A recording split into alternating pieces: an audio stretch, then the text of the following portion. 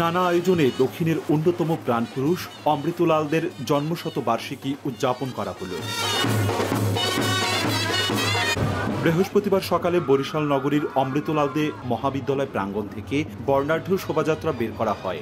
নগরীর গুরুত্বপূর্ণ সড়ক প্রদক্ষিণ করে আবারও একই স্থানে এসে শেষ হয়। এতে শিক্ষার্থী, সমাজসেবক, সংস্কৃতি জনসহ প্রশাসনের বিভিন্ন স্তরের কর্মকর্তারা অংশ নেন। ঢাক ঢোল বাজিয়ে আনন্দে মাতে অংশগ্রহণকারীরা। এর আগে কলেজ প্রাঙ্গণে তার সমাধিতে পুষ্পস্তবক অর্পণ করা হয়। যার লক্ষ্য ছিল যেটা তো পড়াশুনো করতে ঠিকমতো পারেননি, তার সেই লক্ষ্যে এই প্রতিষ্ঠানটিকে গড়েছেন যেন এখানে মেধাবী গরিব শিক্ষার্থী সুযোগ পায় এবং পড়াশোনা করে দেশ বিদেশে ছড়িয়ে পড়তে পারে। তার যে জীবনের মূল আদর্শ হচ্ছে কর্মই ধর্ম। সেই কর্মই ধর্মকে সে নিজের জীবনের সকল পাথেয় মনে করে সে জীবনকে এগিয়ে নিয়ে যাওয়ার জন্য সকল মানুষকে তার এই কোম্পানির মধ্যে আবদ্ধ করেছে। শিক্ষার মান উন্নয়নের ব্যাপারে আমরা চেষ্টা করতেছি এবং দুস্থদের পাশে আমরা সর্বক্ষণ থাকার চেষ্টা করি। এটা আমার অমৃতলালদে আমার জ্যাঠার সবসময় অনুপ্রেরণা। নগদের কাছে সব গ্রাহকই প্রিয়, তাই তো সারা দেশে ক্যাশ আউট চার্জ সবচেয়ে কম।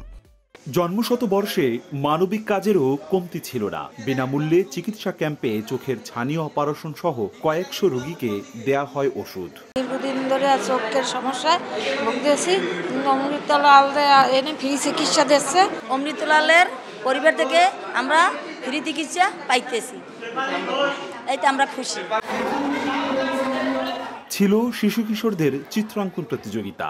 দক্ষিণাঞ্চলে নারীদের আগে শিক্ষা ব্যবস্থা খুবই পিছিয়ে ছিল, তো অমৃতলাল দে দক্ষিণাঞ্চলে নারীদের শিক্ষা ব্যবস্থা করার জন্য স্বপ্ন দেখেছেন। আমি যেন অমৃতলাল দের আদর্শে বড় হতে পারি এবং তার পদচরণ অনুসরণ করে সামনে এগিয়ে যেতে পারি, সেই কামনা করছি। ওনার আদর্শে আমরা সবাই অনুপ্রাণিত হই। তার যে পিছনের কর্মগুলো দেখে আমরা অনুপ্রাণিত হচ্ছি যে একজন নিরক্ষর মানুষ ছিলেন এবং বর্তমানে মানুষের জন্য কর্মসংস্থান এবং শিক্ষা প্রতিষ্ঠানের জন্য তিনি মহৎ কিছু করেছেন।